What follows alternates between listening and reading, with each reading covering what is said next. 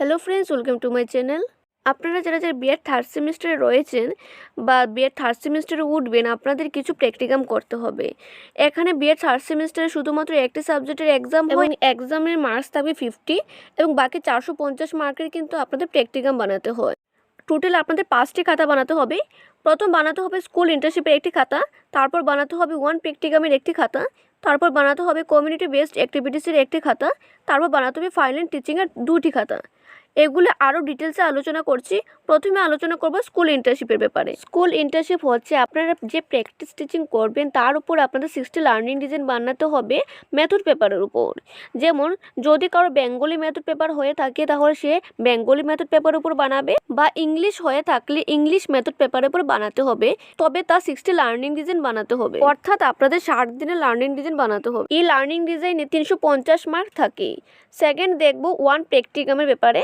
এখানে আপনারা প্যাডাগজিক্যাল অ্যানালাইসিস বানাতে পারেন বা যে কোনো প্র্যাকটিকাম বানাতে পারেন, আপনারা তার সিলেবাসে পেয়ে যাবেন।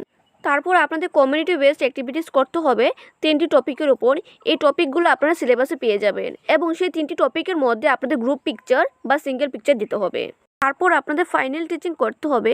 এখানে 2টি কপি করতে হবে, এক্সটার্নাল কপি এবং ইন্টারনাল কপি। এখানে এক্সটার্নাল কপি বা ইন্টারনাল কপিতে আপনারা কি লিখবেন? এখানে আপনাদের একটি লার্নিং ডিজাইন বানাতে হবে, তার সেম টু সেম আপনাদের আরেকটি লার্নিং ডিজাইন বানাতে হবে। এখানে যে লার্নিং ডিজাইনটা হবে সেটা আপনাদের মেথড পেপারের উপর হবে।